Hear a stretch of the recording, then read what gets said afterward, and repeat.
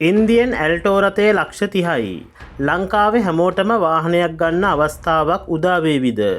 ශ්‍රී ලංකාවේ බොහොමයක් මිනිසුන්ගේ සිහිනයක් තමයි තමන්ගෙම කියලා වාහනයක් මිලදී ගැනීම.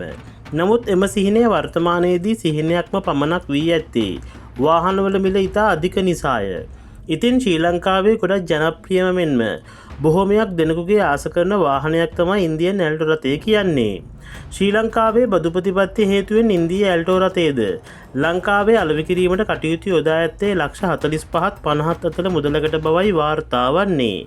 නමුත් මෙම ඉන්දියා ඇල්ටෝ රථය ඉන්දියාවේ මිල ඉන්දියානු රුපියල් ලක්ෂ 3ක් පමණ වන බවත් එය ශ්‍රී ලංකාවේ මුදලින් ලක්ෂ 10ක් 12ත් අතර පමණ මුදලක් වෙනවා.